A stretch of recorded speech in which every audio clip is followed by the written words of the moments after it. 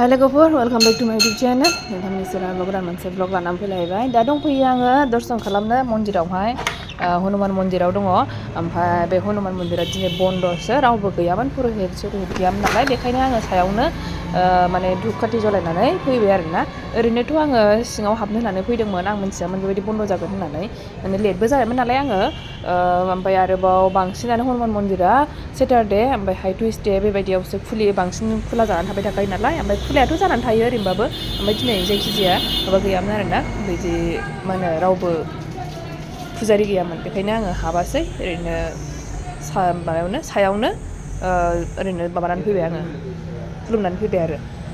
थांसै होमबा दिनैनि ब्लगखौबो नायलांबाय थादों नोंथांमोना लोगोफोर आङो थारमाने दासो सफैनानै दुगैखांबाय थाखोमानो माने थाखोमायाबानो जाया फैनायावबो आङो उसुंजों हाबबाय उसुंजोंनो थाङै माने बाथरुमाव थांबाय दुगैहैबाय आरो ओमफ्राय दासिमबो नुजानो हायाखै माने दुगैनायनि सिगां नुजायोबा मा जायोना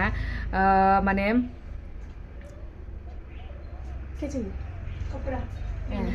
दुगैनायनि सिगां नुजायोबा थारमाने बे थानो नागिरोना फिसालाया ओंखायनो आङो दाबो नुजानो हायाखै आरोना नङाबा दुगैनो मोननाय नङाना एसेबां गोलावनिफ्राय फैनाय ओमफ्राय दुगैयाबा लेथ्रा बोरैबा मोनो ओमफ्राय बिदि लानो ओंखायनो थाखोमासो खालामग्रोनांगौ जायो ओमफ्राय दा ओंखाम उखैनायाबो हाला ओरैबायदि उखैबाय माने मैया बेलासियावनो जानायमोन 7थायाव जानाय ओमफ्राय दासिमबो जेबो गैया ओमफ्राय दहाय सौहैनानैहाय आङो मोनसे क्लास लाखांनायनि उनावहाय थाइबें थाइसे जादों थाइबें लांफाखादोंमोन आङो ओमफ्राय थाइबें थाइसे जानानै दङ बिनिफ्राय जेबो गैया दै लोंनायल' ओमफ्राय दा नै दासो माने जानोसै आरो दाबो थाखोमा जाहैनांसिगोनलाय जाहैग्रोनांसिगोन नङाबा दा जानाय नङा बेखौ लाग्रोबाथाय आं मोनजानाय नङा बेखौ फुथुगोरनानैसो जानो हागोन ओंखायनो जाहैग्रोसै आङो सिरिनो थारमाने बे दुगैगासिनो दा दुगैहोगासिनो बेखौहाय माने थुखैगासिनो बिबैयाहाय आं जाहैग्रोसै ओमफ्राय लोगोफोर दा माने नोंथांमोनजों आङो मोनसे जिनिस शेयार खालामनांगौ दङ दा मोनसे जिनिस सौफैनानै दं थारमाने खाजाना होनना बुंदों आरोना दा बयनिबो थाखाय बे जिनिसा खाजाना जानानै दङ दा आंनि थाखायबो मोनसे खाजाना सौफैनानै दङ ओमफ्रायहाय बे खाजानाया माने ओरैबायदि इम्परटेन्ट बुस्थु आरोना बे इम्परटेन्ट बुस्थुआ मा जिनिस ओमफ्राय मानि थाखाय बियो इम्परटेन्ट जाखो आरो बे इम्परटेन्ट बुस्थु बे खाजानाखौहाय माबोरै इउज खालामनांगौ बेखौ नोंथांमोनजों आङो शेयार खालामलांबाय थागोन नोंथांमोना जोबजासिम नायलांबाय थाबानो जाबाय भिडिअखौ आङो होमबा जाग्रोनानै लानोसै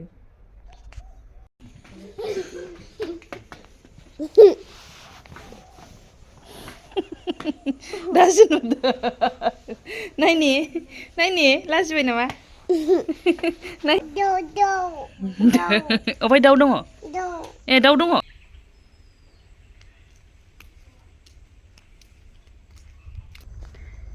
लोगोफोर आङो नै मैयाहाय ब्लगखौनो खालामनो मोनासै सौफैनानैहाय आयौ ओमफ्राय दा दिनैहायसो आङो लाफिननाय जालायबाय आरो मैया खालामनो हायिनि मैया नोंथांमोनजों आङो मा शेयार खालामलांनो नागिरदोंमोन जे खाजाना शेयार खालामलांनो होननानै बुंदोंमोन ना ओमफ्राय दा बेखौनो आङो खालामनो मोनाखै दा नै बेरेफुंजानि आङो सानफिनलायबाय मैयानिजोंनो ब्लगखौ लाफिनसै आङो नङाबा खिन्थानो होननाया खिन्थानाय जानाय नङाना दा खिन्थागोन आं र' ओमफ्राय नै आं ब्रेकफास्ट जायाखै नालाय ओंखायनो नै बानलु खानो फैदां नै बानलुफ्रा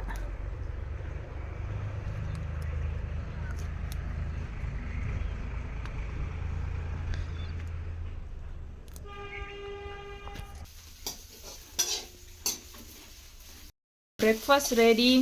टमेट' पनिर ओमफ्रायहाय सिरा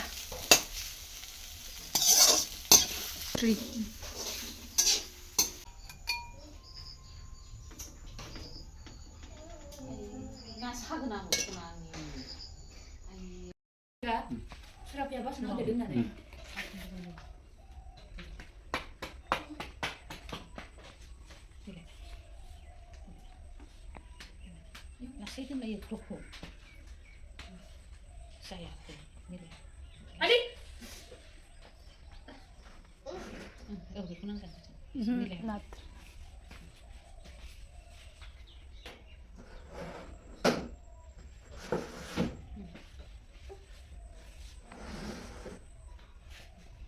Ang gosla sunah dulu.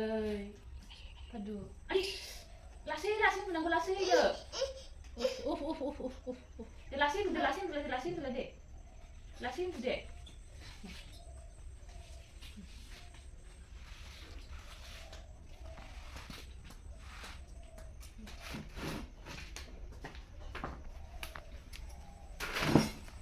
Nang masih dusto. Karena ulai, ang dusto ulai.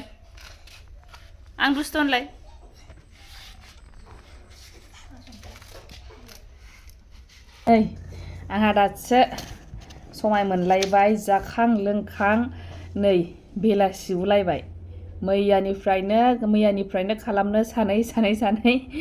माने मैयाथ' जाखायासै फैबाय डिउटिनिफ्राय फैबाय आङो फैखांनाय लोगो जाखांनानै फिसालाखौ लानाय बेनिफ्राय मा मावनोखो जायासै आरोना खालामनोबो हायासै आङो दहाय फुंनिफ्रायसो खालामबाय ओमफ्राय नै नोंथांमोनजों आं मा शेयार खालामनो नागिरदोंमोन अयो बेसोरनि आङो खाजाना शेयार खालामनो नागिरदोंमोन नङा होमबा लोगोफोर आङो ओमफ्राय खाजानाया मा बेनो जाहैबाय एकदम इम्परटेन्ट बुस्थु दा माने बयनिबो थाखाय जानानै दङ बे इम्परटेन्ट बुस्थुआ आंनि आखायावबो सौफैबाय माने दाख्लिनिफ्रायनो मोना जाबाय थादोंमोन ओमफ्राय माबोरै सौफैगोन नोंथांमोनजों आङो शेयार खालामगोन बेखौबो ओमफ्राय दा बेखौनो मा जाखो बे खाजानायानो जाहैबाय नैबे नै IPO बेखौ मारै नै बेथ' गासिबो लांनांजोबना मारै फिलआप खालामनांगौ बेखौबो दा नोंथांमोनजों शेयार खालामगोन आङो दा आङो नै बे मोनसेयावहाय 50 रुपिसनिल' मोनसेयाव नै 50 रुपिसनि नालाय बियो आंना गासै 200नि खालामनांगौ नालाय माबा मा होनो गांब्रै नांगौ आरोना आंनो नै गांब्रै बेबायदि खेबसेनो 200नि मोनबाथ' गांसेयानो जायामोन खिन्थु आंना 50-50निसो नालाय बेखायनो गांब्रै ओमफ्राय दा बेखौ फिलआप खालामसै आङो ओमफ्रायहाय मा होनो सानदोंमोन आं बेनो मोनसे पस्टआव 200 नङा होमबा मानसिफ्राथ' बिराद बुरजा पस्ट एप्लाइ खालामदों आं खिन्थु बांद्राय थाखा गैया गारनो बेखायनो मोनसेल' पस्ट एप्लाइ खालामगोन आङो ओमफ्राय बेखौनो सानदों आरोना जे एभ्रि पस्ट बेबायदि 200 होनाया जाद्रायाखै नामाथाय बांद्राय जादोंदां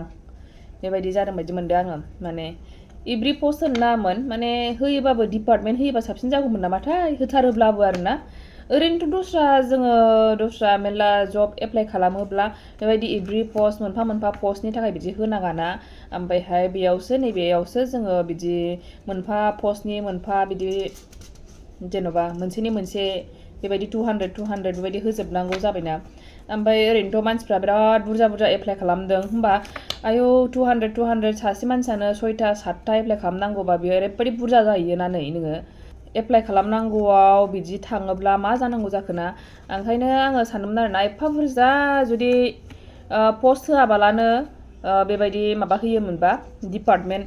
बेबायदि होयोमोनबा साबसिन जागौमोन नामाथाय माने एप्लाइ खालामनो हायोब्लाबो माने बे फैसानि थाखायनो एफा बुरजा एप्लाइ खालामनो हानाय माने साननांगौ जायो आरोना आरोथ' BTC-निखौथ' रायलायखायो माबायदि जायो होननानैहाय मिन्थिया बेफोर जानाय जायैखौ आङो मिन्थिया बेफोरखौ जायखिजाया नैबे आङो बेखौ बाराद्राय जानाय मोनदों आरोना एभ्रि पस्ट बेबायदि 200 होनांनायखौहाय ओमफ्रायहाय खस्थ' जादों बयबो IPO नागिरनांगौहाय IPO-खौनो मोनाखै आंबो बेखौहाय अबेनिफ्राय मोनदों नागिरै गैया चालानखौबोथ' दाननो चालानाबोथ' बिराद खस्थ' जायो लाइन थानांगौ ओरै लाइन थालाय बिराद खस्थ' जायो आरो जों गोजाननिफ्राय थांनाय मानसि ओमफ्राय जै लाइन थाबाय माने सफैफिनखाया थाबनो फुङाव नोङो 7:30 थायोबासो 12टा 1टायाव मोनो जाहैदों होमबा जोंथ' बेबायदि थाहैनो हायाना सानसे गाहाम बेयो मोनसे मोजां जायाखै आरोना बियो बेबायदि खालामनायाहाय अनलाइन खालामोमोनबा माने बयहाबो सुबिदा जायो बिदि अफलाइनाव आजिखालिथ' बांसिनानो गासिबोआनो अनलाइन जाखासै बेबायदि अफलाइनानो गैला ओमफ्राय बेबायदि अफलाइन खालामनांगौबा बिराद उसुबिदा जायो बयहाबो बिराद हाहाकार जाबाय आरोना IPO-नि थाखायनो बयबो नै क'क्राझारावथ' मोनलानो होननानै बुंबाय ओमफ्रायहाय बेनि थाखायनो मा खालामनांबाय गैया नालाय गैया ट्रेजारि चालानावबो थाबाय थानो हाया ओंखायनो बाबानि सासे लोगोआहाय दाननानै हरबाय आरोना पाठशालानिफ्राय खालामनानै हरबाय नैबे पाठशालानिफ्राय बासजोंहाय मैयासो सौफैदों बेयो जिनिसाहाय बिराद इम्परटेन्ट जाय बुस्थुआ जानानै दङ दा सोरबाया ब्लेकआवबो फानदों होननानै बुंदों बेसेबांनि फानदों आं मिन्थिया पाठशालानिफ्राय लाबोनाय जाहैबाय बियो आंना IPOआहाय ओमफ्राय सासे दाख्लि फंबायना बिनानाव जाखो बेखौथ' आं मोनथिला बियो मा बुंहरदोंमोन जे नोंहालाय टेटआव पास जाखानाय BTCनिखौ माने एप्लाइ खालामबावनांगौ जाखो होननानै बुंहरदोंमोन बे फंबायबा बिनानावा मोनथियाखै जानांगौ जे आजिखालि टेट पास जानाया ओरैबायदि एभेलेबेल जानानै दंसै आरो गासिबो टेट पास जानायानो बयबो साख्रिथ' मोनजोबाखै थिग बेनि गेजेराव आंबो सासे टेट पास जानानैबो साख्रि गैया मिथिबाय मेरलायानो दं आगै बेबायदि आंल' नङा आरो बेखौ एप्लाइ खालामनायाबो मेरला टेट पासआनो गासिबोआनो खालामदों जायफोर दासिमबो साख्रि जायाखै टेट पास जानानैबो टेटआथ' पास जानानै दं मोननै गोजो आसाम टेटआवबो पास जानानै दं BTR टेटआवबो पास जानानै दं खिन्थु गैया मोनाखै माथो खालामनो बेबायदिनो एप्लाइ खालामबाय थायाबानो उपाय गैया नङा होमबा मेरला दं आजिखालि जेरै न'खर MA पास जानानै थाजोब्बायना बयनिबो न'खराव दंसै MA पास थिग बेबायदिनो टेट पासआबो बयनिबो न'खराव दंसै होनजायो साख्रिसो गैया टेट पास जाबाबो ओरैनो सार्टिफिकेटल'सो आजिखालि टेट पासआबो गैया टेट पास जाबानो साख्रि मोनो बे नङा मोनाखै आरोना बेबायदिनो मारै फिलआप खालामनांगौ आं खालामनाय बेयावहाय पे टु बेयावहाय दा प्रिन्सिपाल सेक्रेटारि BTC क'क्राझार मेरलायानो खालामखांखाबाय खिन्थु आं नै नोंथांमोनजों शेयार खालामबावनाय जाबाय आं मारै खालामदों बेखौ नोंथांमोनजों शेयार खालामबाय आरोना बयबो बांसिनानो खालामखांखाबाय जानांगौ बिदिखौहाय ओमफ्राय नै अबे पस्टनिफ्राय बेखौ लाबोनाय बे IPOखौहाय बे आंना पाठशालानिफ्राय लाबोनाय नालाय पाठशाला लिरबाय आङो ओमफ्रायहाय नैबावहाय नैबे नेम आरो एड्रेस लिरनांगौ बेयाव ओमफ्रायहाय नैबे जिनिसखौ नैबे खावसेखौहाय बेखौहाय लाखिनांगौसो बेखौ हरफानो नाङा बेखौ नै बेयावथ' नैबाव माबा दंखायोना सिन दंखायोना बेखौ बिसिदो बेखौ लाखिदो नै बेबायदि नै बेखौहाय बिसिनानै बेखौ जोंनावसो लाखिनांगौ बे जिनिसखौ बेखौहाय हरफानो नाङा ओमफ्राय नैबे बे उनजोंहाय नैबावहाय नाम लिरबावनांगौ बेयावहाय नाम लिरबावनांगौ उनजोंहाय नै दा होमबा बेखिनियानोसै लोगोफोर सोर एप्लाइ खालामखांखो सोर मोनबेसे पस्ट एप्लाइ खालामदों आरो बेसे बुरजा थांखो सोरबा IPOखौ ब्लेकनिफ्राय बायदों ना माबानिफ्रायनो मोनदों पस्ट अफिसनिफ्रायनो मोनदों सोर IPO दानदों ना चालान दानदों नोंथांमोना कमेन्ट सेक्सनाव आंनो खिन्थाहरबानो जाबाय दे होमबा दिनैनि ब्लगखौ एसेनो दोनथ'नोसै दे बाय थेंक इउ फर वाचिं